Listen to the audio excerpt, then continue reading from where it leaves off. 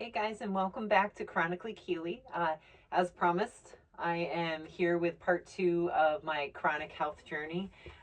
Just wanted to hop on real quick because I'm like starting right in the middle. I had to split the video up into two parts, so if you missed the first part, just go back to my channel and you can find it there. Just got inside from a very cold walk. Has it gotten cold where you guys are, or does it not get cold at all? Be curious to know. Here comes my dog. Also, before I go into the video, which this time I was giving my symptoms before, I think there's a little bit more of that, but also how I'm dealing with it, how I'm handling it, and the spiritual side to that as well, and mental. And I'd just be curious to know, are you guys interested more in videos like this and me like documenting my journey and what's working for me and what's not? Are you more interested in homeschool content, or would you prefer a mixture of both? I would love it if you would let me know. Just leave me a comment. You can also follow me over on Instagram at Chronically Keely, and you can leave me a message there as well. So here's the second part of that video. So what do you check out and what do you don't? But today, I'll just kind of wrap this up with today.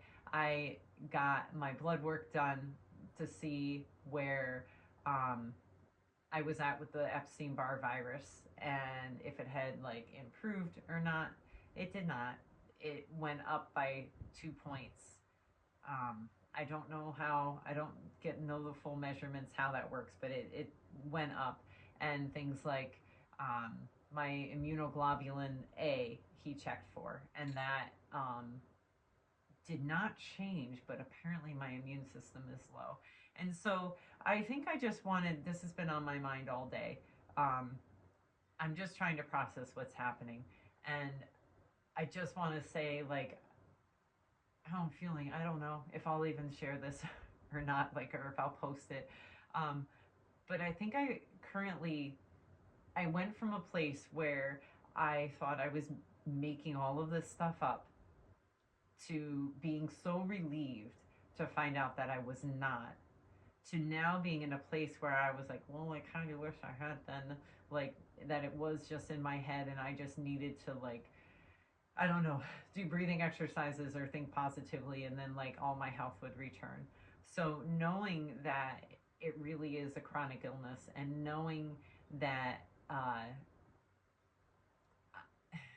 that what we've tried so far, I've been working on this since March, so it's been almost 8 months. Um, that it's not, you know, caused tremendous in, like, changes. We'll say that. It's a lot. It's I think I kind of feel like I went again from feeling like, okay, I'm making it up, to like, oh wait, no, this is like for real. Like, this is this is really happening, and I'm stuck in it. There's no like switch that I can flip and it's going to make it all get better. Not like that. I am a firm believer that God can take anything away at any time. He could restore my health. There's a reason it's not restored. And I do find peace in that. I also really want to know what the thing is. Like, do I need, like, God, like, do I need to fix something? Am I supposed to pay attention to something? Do I do this certain thing? You know, I do feel more and more called to, like, be more open with where I'm at and to post about it. Um, you know, I don't know. It's just hard. I think currently I feel trapped in my body. And yet at the same time, one lesson that I've learned that's like been really big for me is I can still clearly remember how I felt when I hurt my back. I was 40 when I hurt my back. And I just, I mean, the extreme back pain, thankfully that's better. Um, Back pain is horrible. It's excruciatingly painful.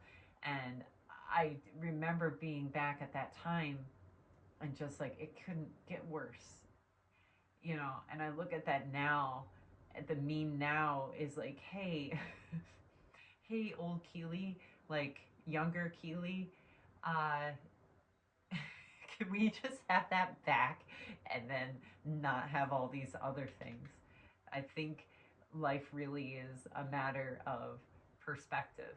You know, I just thought that it was just the worst thing that, I mean, I knew there were worse things, but it just felt like this was like all I could handle. And now I handle, thankfully, my back is better, but now I have the back, you know, that comes up on occasion. But I also have um, migraines and heart palpitations and the tinnitus and liver, like whatever's going on there, but they say it's fine. Oh, by the way, the increase the liver, like it wasn't fatty liver disease, it wasn't any liver disease. It's that the Epstein-Barr virus has been nesting in my liver, and so my liver is a bit larger than it would have been. Um, you know, but I have all these things and the anxiety that does come with it, you know. I have a dysregulated nervous system. My vestibular system is also out of whack. All of this is because of the Epstein Barr. And now I also know that it's what has caused the feelings of anxiety. So in my case, the anxiety wasn't coming because I am anxious, like, but not medically anxious. And so the anxiety that I thought I was like I thought it was anxiety is actually symptoms that my body is creating in response to stimuli, but it's not coming from my head. I don't know if that makes sense. Like it's not like um I'm trying to my basically my brain receives receives stimuli and it can like make me like it can feel like things are coming literally coming at me. That I had some experiences. I don't want to make this take too long. Um, but it's the my vestibular system is out of whack. My balance is out of whack. My nervous system is a bit shot right now. And so like when I receive things, I receive it almost in like a fight or flight mode.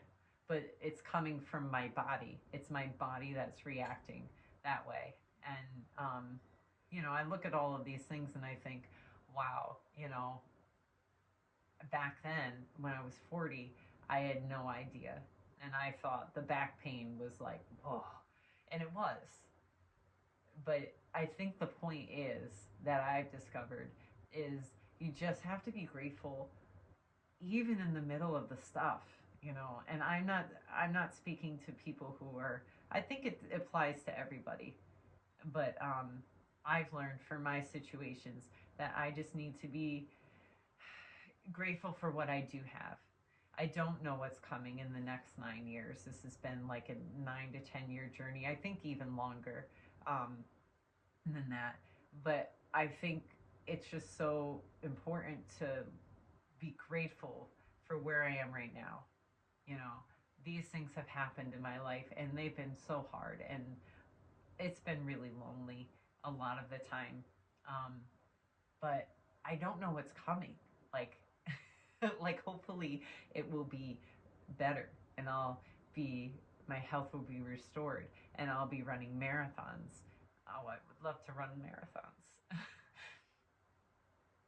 um,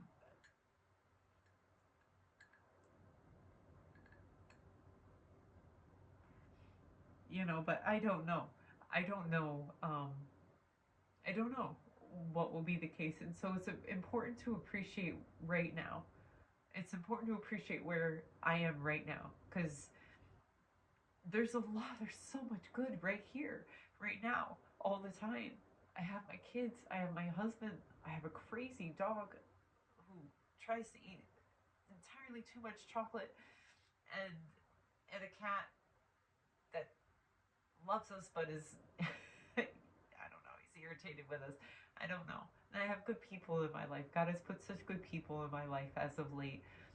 You know, and the thing above all of this is that I'm so grateful for what God has done with our relationship in the process of all of this.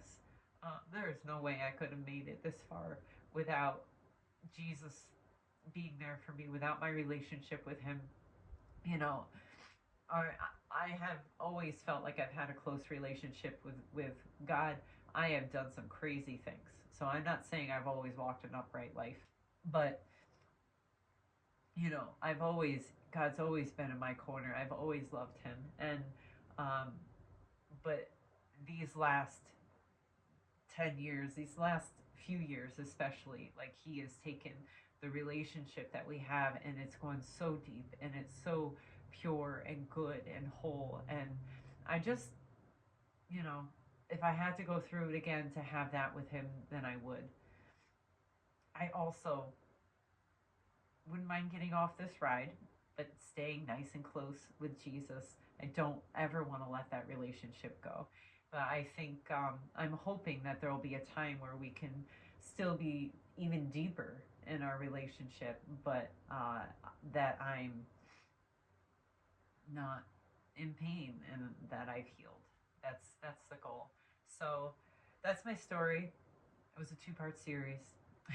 I hope you guys stuck around for it. But that's where we're at. I did just get the news about the blood work that not much has changed, so I guess I'll see next week where that's at. If you guys are interested in having more of these kinds of updates, let me know. I'd love to keep them going. I hope that I can be encouraging. I know that this was more of a serious time, um, but I think my goal, I think what God, I feel like, is looking for me is to have just shared this, share my journey, share where I've been at and how hard it is. It's hard. But then also to show like the triumphs in it, even if nothing were to change. Um, I definitely know that God wants me to learn to find complete peace and complete contentment with where I'm at right now in life. Um, and I think He wants me to find it even before I really feel that healing. So that's the journey I'm going to be on. If you guys are, suffering from a chronic illness or chronic fatigue, or you're in the beginning of the journey or the middle of like figuring things out, or you figure things out and you have words of encouragement, I would love to hear from you all.